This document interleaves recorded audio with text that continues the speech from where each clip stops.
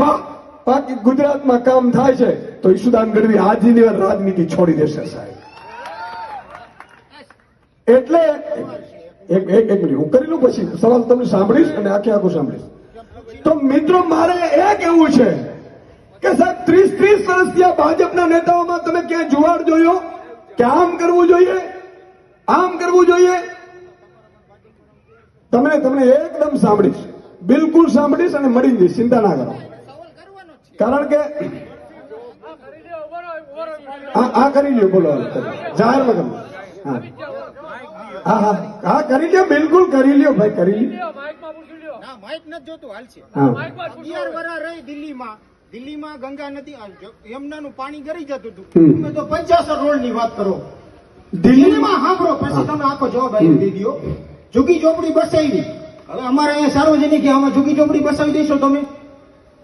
બીજી વસ્તુ, કેજરીવાલ સાહેબે તમારો વિરોધ નથી, મને વિરોધ પંકજભાઈ મને કાલે મળ્યા હતા. તમે એમ કહો કે કરપ્શન નથી કરતા, 12 મહિના જેલમાં રહ્યા, રાજીનામું ન દઈ દેવું પડે? નહીં, તમારા પૂરા થયા પ્રશ્નો નથી થયા. ધણી વગરનું કામ રાખ્યું તમે. દિલ્હી આપણું રાજધાની, એને ધણી વગરનું કરી નાખ્યું તમે. બોલો એ વાત. હવે તમારું નામ ખાલી બોલી દો. મારું નામ ભલે ભાઈ મારે ભાઈ કોઈ સાંભળો એ ભાઈ સાંભળો પણ મારી વાત સાંભળો. તમને 3 જવાબ આપી દઉં છું. મિત્રો આજે દિલ્હીમાં, ભાઈઓ અહીંયા રાખો, મિત્રો આજે દિલ્હીમાં હાઈકોર્ટે દિલ્હીની કોર્ટે ચુકાદો આપ્યો છે. સાંભળો મારી વાત. દિલ્હીની કોર્ટે ચુકાદો આપ્યો છે, મેં પોસ્ટ કરી છે. દિલ્હીમાં જે વ્યક્તિને 2.5 વર્ષ જેલમાં નાખ્યા હતા એ વ્યક્તિને સત્યેન્દ્ર જૈનને, સાંભળો, સત્યેન્દ્ર જૈનને કોર્ટે નિર્દોષ જાહેર કર્યો છે. એકવાર તાળીઓથી વધારો સાહેબ.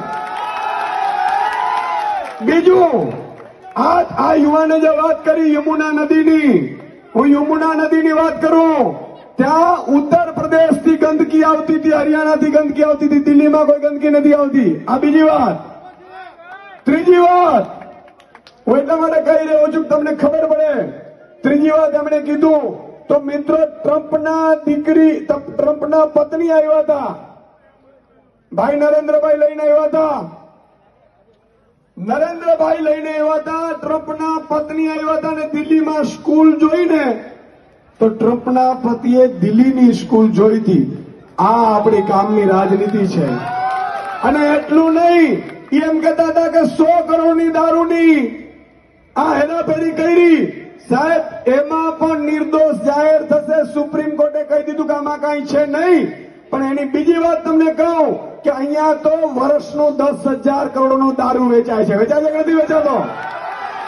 એટલે મિત્રો એમનો બિચારાનો વાંક નથી. ભાજપે સોશિયલ મીડિયા ઉપર ગ્રુપ બનાવ્યા છે, આપણું હિન્દુત્વ ને આપણું ભાજપ ને આપણું ફલાણું, અને એના નામે એ લોકો ભ્રમિત કરે છે બધાને. તમે વિચાર કરો, આ મોરબીમાં બ્રિજ તૂટ્યો એની ચર્ચા થવી જોઈએ, યમુનામાં એ બિચારા યમુનામાં જ પડ્યા. અને યમુનામાં પડ્યા એવું નહીં, સાબરમતી યમુના કરતા ગંદી છે એવો રિપોર્ટ કેન્દ્ર સરકારે આપેલો છે. અને એનાથી મોટી વાત મિત્રો, હિન્દુસ્તાનમાં એક એવું રાજ્ય હતું દિલ્હી. હવે નવો રિપોર્ટ હવે આવશે, માતાબેન તમને સાંભળી લેજો. હિન્દુસ્તાનનો એક એવું રાજ્ય હતું દિલ્હી, જે બધી વસ્તુ મફત આપવા છતાંય નફામાં ચાલતું હતું, પ્રોફિટમાં ચાલતું હતું. આ તાકાત છે ભ્રષ્ટાચાર વિરોધી સરકારનો. મિત્રો ભ્રષ્ટાચાર ના કરો તો આજે પણ મોરબીમાં સારા રસ્તા બની જાય. ભ્રષ્ટાચાર ના કરો તો આજે પણ તમારે ત્યાં ઇંગ્લિશ મીડિયમની સ્કૂલો ચાલી જાય. અહીંયા ઇંગ્લિશ મીડિયમની સરકારી સ્કૂલો છે, હાથ ઊંચો કરો છે. આપણા બાળકો ઇંગ્લિશ મીડિયમની ફ્રીમાં સ્કૂલમાં કેમ ન પડે? અચ્છા 600 યુનિટ પંજાબમાં ફ્રી છે વીજળી. કેટલી? 600 યુનિટ. અચ્છા ભાજપ વાળા એવું કહેતા હતા, આ તમને એ કહી દઉં એટલે આ ભ્રમિત ન થાય કોઈ. ભાજપ વાળા એવું કહેતા હતા કે અમારે ખમીરવંતી પ્રજા છે ગુજરાતની ફ્રીમાં નથી જોતું. CR પાટીલ સાહેબ, તમે 4000 યુનિટ ફ્રી, તમે વીજળી કેમ લો છો?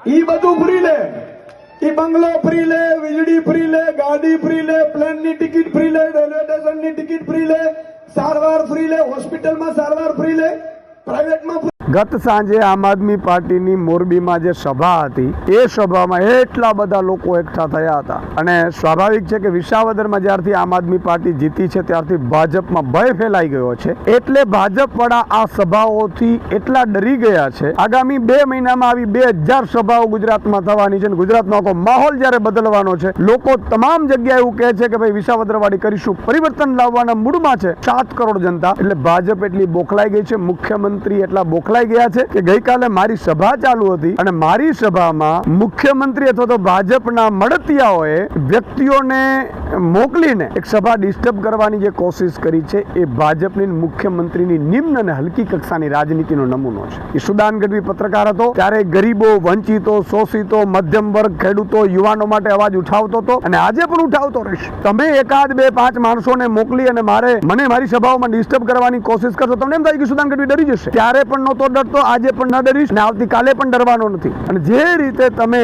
કોઈ 1, 2 માણસોને કહી અને જે ડિસ્ટર્બ કરવાની કોશિશ કરો છો તમે, એટલે એનાથી અમે ડરી જશું ને અમે અવાજ ઉઠાવવાનો બંધ કરી દઈશું. આ તમારી ભૂલ છે. અમે મજબૂતાઈથી ગરીબો, વંચિતો, શોષિતો, બેરોજગાર યુવાનો અને ખેડૂતોનો અવાજ ઉઠાવીશું અને એની માટે લડીશું અને એની માટે ગોળી ખાવા પણ તૈયાર છીએ. બીજું કે જે યુવાને આવેશમાં આવીને જેને પણ લાફો માર્યો છે એ આમ આદમી પાર્ટીનો કાર્યકર્તા નથી.